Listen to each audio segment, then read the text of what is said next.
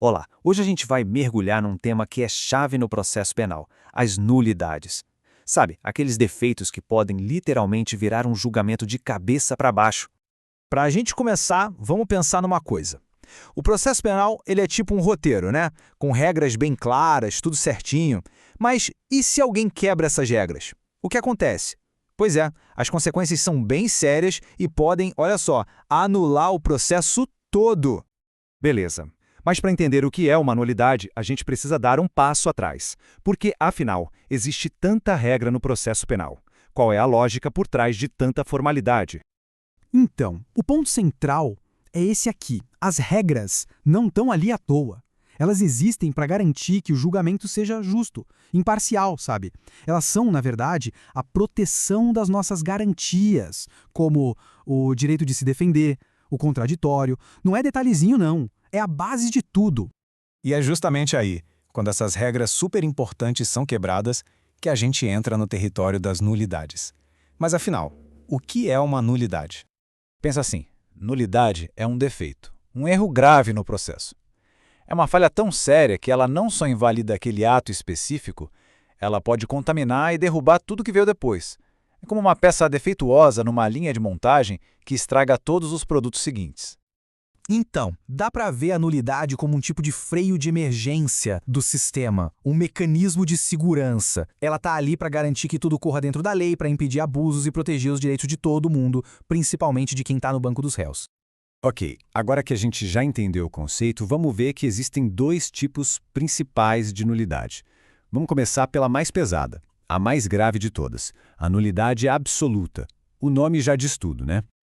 E o que define uma nulidade como absoluta são essas características aqui. Primeiro, ela nasce de algo muito sério, a violação de uma garantia que está lá na Constituição. Por isso, não é um problema só daquela pessoa, afeta o interesse de todo mundo, o interesse público. E por ser tão grave, pode ser alegada a qualquer hora, em qualquer fase do processo. E mais, o próprio juiz, se perceber o erro, pode anular o ato por conta própria. É o que a gente chama de agir de ofício.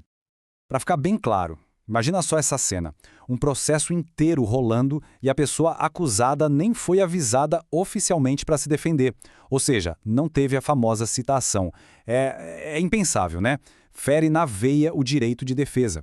Esse é o exemplo clássico de nulidade absoluta. Um erro desses contamina o processo desde o começo.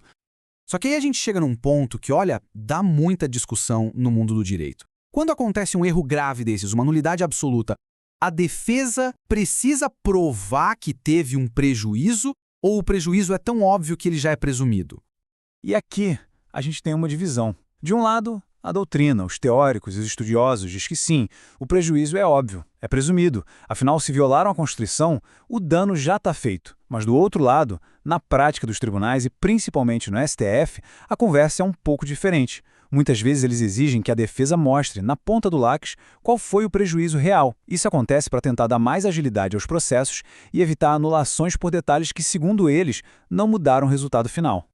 Bom, se as nulidades absolutas são esses terremotos que abalam a estrutura do processo, o que seriam as nulidades relativas? Vamos dar uma olhada agora nesse segundo tipo, que são erros, digamos, mais localizados.